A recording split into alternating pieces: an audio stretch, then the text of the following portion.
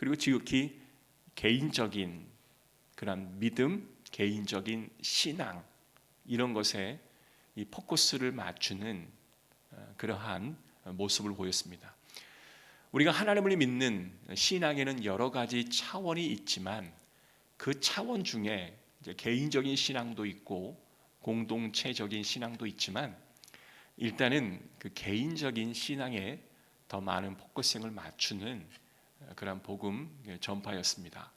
이제 그러다 보니 한국 사회가 어떤 지향하는 바, 한국 사회가 교회에 희망하는 또한 기대하는 그와는 달리 이제 교회 성도들은 지극히 개인적인 그런 하나님과의 1대1의 관계만 치중했지 이런 공동체적인 그런 관심은 전혀 있지 않았기 때문에 이제 교회가 굉장히 많이 깨어지기도 하고요.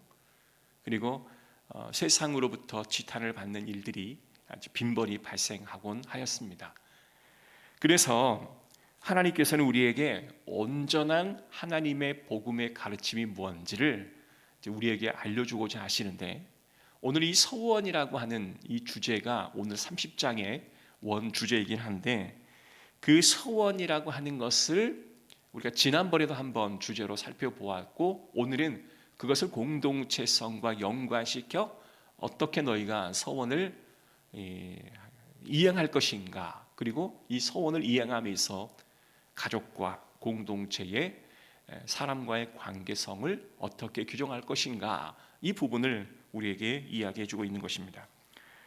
우리가 마태복음 25장에 보면 하나님께서 예수 그리스도를 이 땅에 보내시고 우리에게 알려주신 두 가지 큰 계명이 하나님 사랑, 이웃 사랑입니다. 그러니까 이건 뭐냐면 서로가 서로를 사랑하라라는 겁니다. 그러니까 서로 사랑이라고 하는 대명제 앞에 우리는 신앙생활을 하는 겁니다.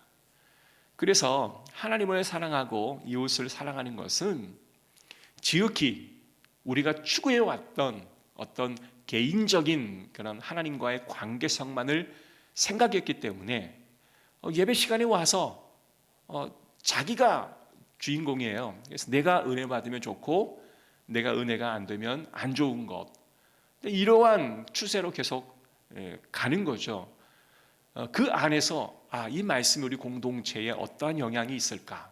이 말씀이 우리 공동체에 어떠한 도전을 주시는 말씀인가? 이거를 서로 간에 함께 나누고 내가 잘하지만 상대가 조금 뒤처져 있으면 그 상대를 막 이끌려고 하는 그런 열정, 노력, 이것이 있어야 하는데 그냥 개인만 만족하고 돌아가는 이러한 패턴으로 계속 반복되어지는 거예요.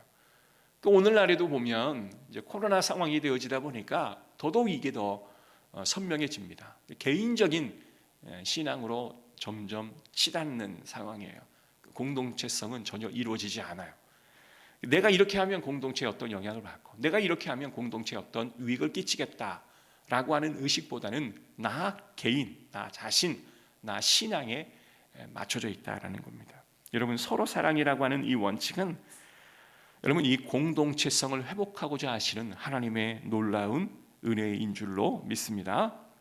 자, 오늘 본문을 구체적으로 우리가 살펴보면 지난번에 서원이라고 하는 것은 우리가 하나님 앞에 이러이러한 상황을 내게 허락해 주시면 내가 이것을 하나님 앞에 드리겠습니다 라고 약속하는 것이 서언 기도라고 말했습니다. 이 서원 기도에는 입다의 경우도 마찬가지고 야곱이라든지 한나 같은 경우에도 이 서원 기도를 했던 대표적인 인물이겠죠. 나와 하나님 관계 사이에서 이루어지는 것이 있으면 내가 이러한 신앙적인 행동을 하겠습니다 라고 하는 결단, 결의, 이러한 것입니다. 그런데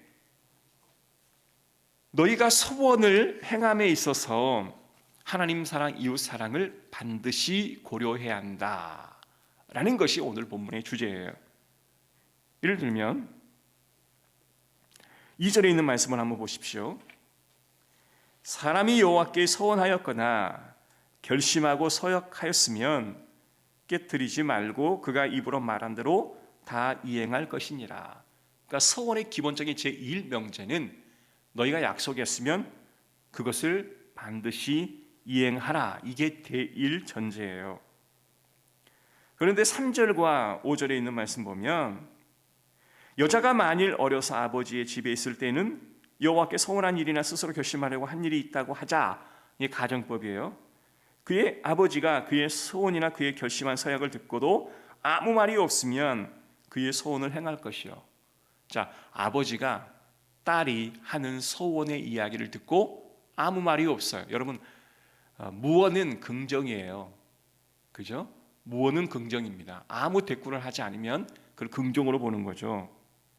그러면 그 서약을 반드시 지켜라. 그러나 5절에 보면 그의 아버지가 그것을 듣는 날에, 그걸 듣는 그 날에 허락하지 않으면 그의 소원과 결심한 서약을 이루지 못할 것이니 그의 아버지가 허락하지 아니하신즉 여호와께서 사하시리라. 그러니까 아버지가 딸이 하는 소원을 반대를 하는 거예요. 그러면 오케이, 안 해도 된다라는 말입니다. 굉장히 개인적인 어떤 신앙의 차원에서 공동체적인 가정의 공동체의 어떤 화합을 깨트리는 일을 하지 말라라는 식으로 우리에게 다가오는 것입니다. 자, 그런데 소원한 말을 한번 내뱉었어요. 대일 명제가 있어요. 그런데 소원했던 것을 아버지가 반대하면 그냥 하지 않아도 된다. 하나님께서 그 죄를 사해 주시겠다라고 하는 거예요. 그럼 대2 명제는 뭐예요? 너희가 소원한 것을 이행할 때 반드시 고려해야 할 것은 바로 공동체성이다 라는 것을 강조하는 거예요. 그런데 여기까지만 알면 우리는 성경의 50%만 아는 겁니다. 자, 6절 8절에 있는 말씀 보면 결혼하기 전에 소원한 것을 이제는 결혼을 하고 나서 남편과의 협의가 이루어져야 한다라는 것입니다. 자, 무슨 말일까요? 부모에게서 합의가 됐다 할지라도 남편과 뭔가가 이제 합의가 필요할 때가 되면 남편의 합의를 구해야 한다라는 것이죠. 그런데 이 말씀은 여자에게 주어진 명령이라기보다는 당시 남자에게 주어진 명령이라고 하는 거, 이게 제3의 명제입니다. 자, 남자에게 주어졌다라고 하는 것은 뭐냐면 당시는요, 여자는 인간 축에도 못 끼는 사람이었습니다. 그러니까 남성에게 이야기하는 거예요. 거의 대부분 남자가 하는 말은 법이었어요. 남자가 하는 이야기가 곧 현실로 이루어지는 거였어요. 여자가 하는 이야기는 별로 중요하거나 가치가 없었던 거죠. 우리가 지난번에 살펴보았던 것처럼 여성에 대한 가치, 여성에 대한 지위는 지금은 페미니즘까지 나아가는 상황이지만 남성, 여성 평등을 넘어 페미니즘까지 나아가는, 여성 우월주의까지 나아가는 시대이긴 하지만 그때 당시는 여성 우월주의, 여성 남성 평등 이러한 것은 아주 미래, 아주 꿈도 꿀 수 없는 이야기였다는 거죠. 그러니까 여성은 그냥 인간의 축에도 끼지 못하는 상황이었습니다. 그러니까 남성들에게 이야기하는 거예요. 남성들이 어떠한 일을 소원했다 할지라도 너의 여자들에게 그것을 의견을 구하고 그것을 허락받고 나서 그것을 행하라라는 것입니다. 아내와 딸이 너에게 어떠한 소원의 말을 했든 너가 안 된다고 분명히 명확하게 말하지 않았으면 이제는 남자가 여자를 관리할 권한도 있지만 그 소원을 지키도록 합의해 줄 책임도 있다라는 말을 또한 하는 것입니다. 그러니까 이 남성이 그 아내가 딸이 하는 이야기를 들을 수도 있고 듣지 않을 수도 있긴 한데 너희는 그 소원을 지키도록 합의해 줄 책임과 의무가 있다라는 식으로 이야기를 하는 것이죠. 당시는요, 여자의 이야기는 그냥 무시해도 좋을 이야기였습니다. 그냥 여자가 아무리 말을 해도 그래, 네가 말하는 것은 아무런 법적인 효력이 없어, 그냥 무시하고 지나가면 되는 거죠. 그러나 그 여자가 말하면 지킬 것 같으면 지키고 아닐 것 같으면 아니다 라고 말하는데 너희가 죄의 어떠한 부분이 되지 않게 하려면 그 말에 대해서 네가 아무 말 하지 않았다면 그 소원을 반드시 지켜줘라 라는 거죠. 그러니까 여기는 우리가 두 가지가 있을 것 같아요.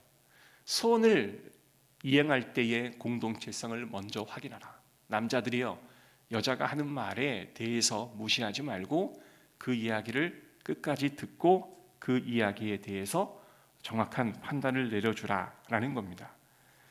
오늘날 여성들이 들으면 굉장히 좀 당황할 말이긴 하지만 이 말씀이 쓰여진 그때 당시를 생각해 보면 굉장히 파격적인 말씀이었다라는 겁니다. 여러분, 그 상호작용을 통해서 하나님은 공동체성을 회복하기를 원하셨다라는 겁니다.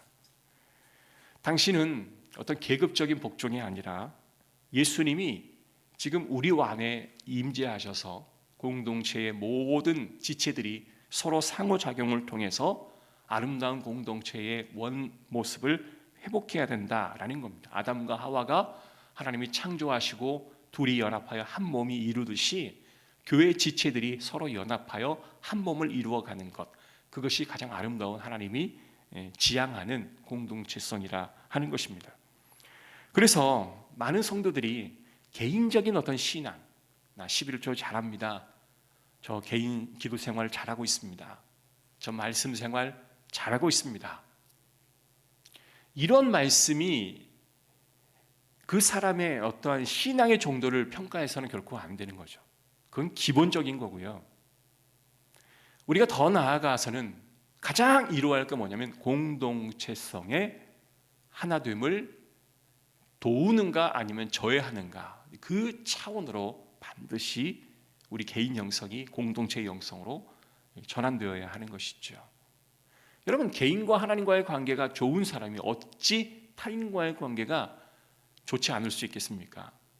역으로 우리가 타인과의 관계가 자꾸 그러지고 어그러진다면 그분은 반드시 하나님과의 관계에 문제가 있을 수 있다는 거예요. 이거는 원칙적이고 진리적인 부분들이죠. 그래서 공동체가 잘 이루어지는 것은 그 객체들이 하나님과의 개인의 영성도 잘하지만 하나님과의 온전한 뜻을 잘 받들어 이행하는 사람들일 확률이 많은 거죠.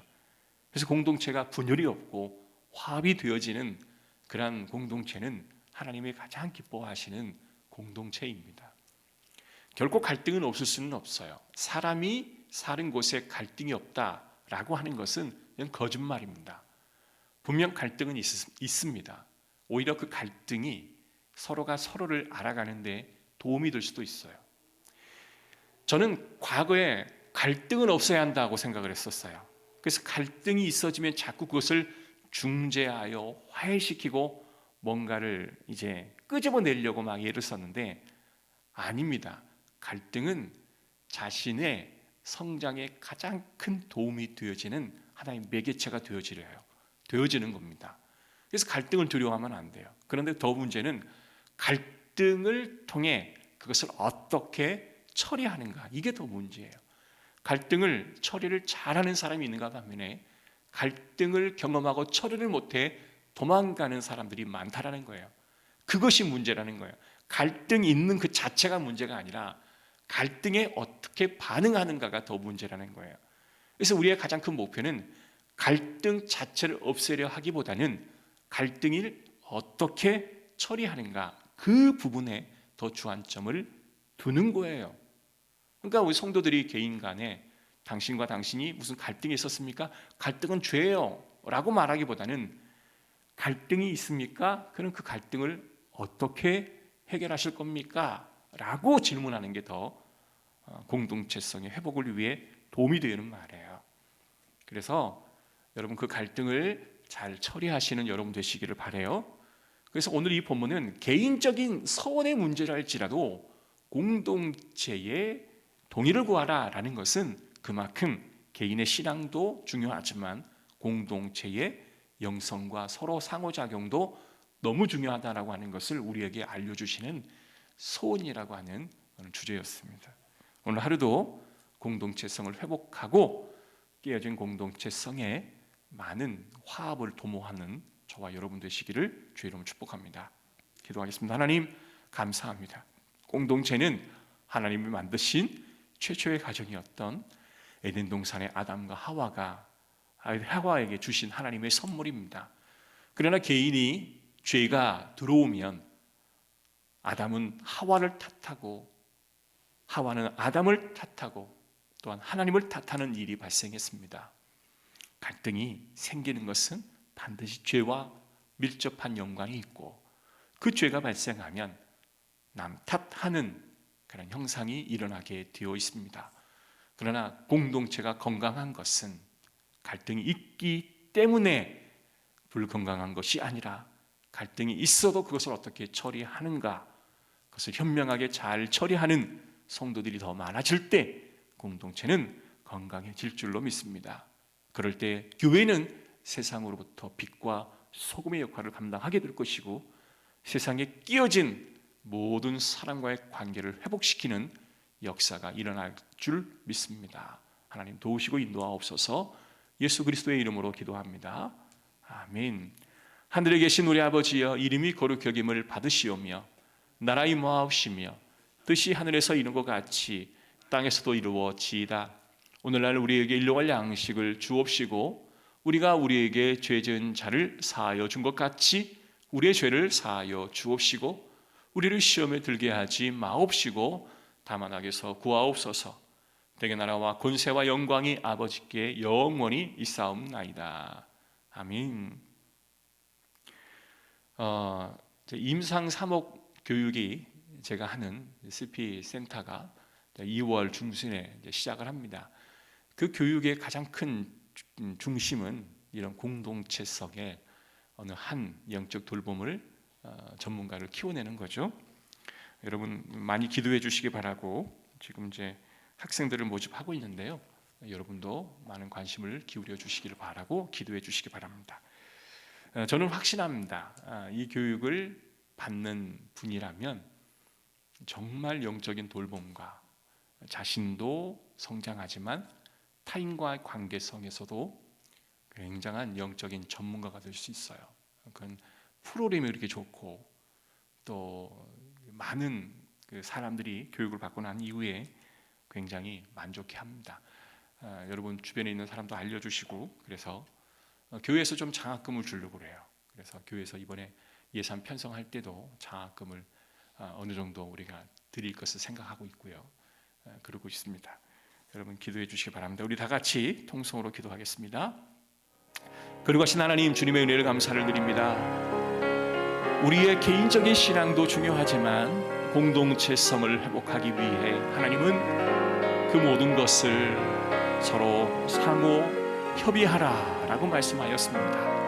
하나님, 갈등이 있는 게 문제가 아니라 그 갈등을 어떻게 처리하는가가 더 중요한 문제입니다. 하나님, 이와 같은 문제를 우리에게 허락하여 주시고 회복할 수 있도록 하나님 역사하여 주시옵소서. 생명의 은혜가 넘치게 하여 주시고 생명의 은혜가 우리 모든 교회 성도들에게 역사하게 하여 주시옵소서. 아버지 하나님, 우리 한 개인 한 개인들이 영적인 돌봄 전문가가 될 수 있도록 주여 도우시고 인도하여 주시옵소서. 은혜가 넘치게 하여 주시옵소서. 생명의 은혜가 넘칠 수 있도록 주여 도우시고 인도하여 주시옵소서. 하나님, 우리 모든 성도들 한 사람 한 사람이 개인의 신앙에 집중하는 것도 중요하지만 우리 공동체의 하나님을 위해서 힘쓰고 애쓰고 노력하는 그와 같은 일들이 이루어질 수 있도록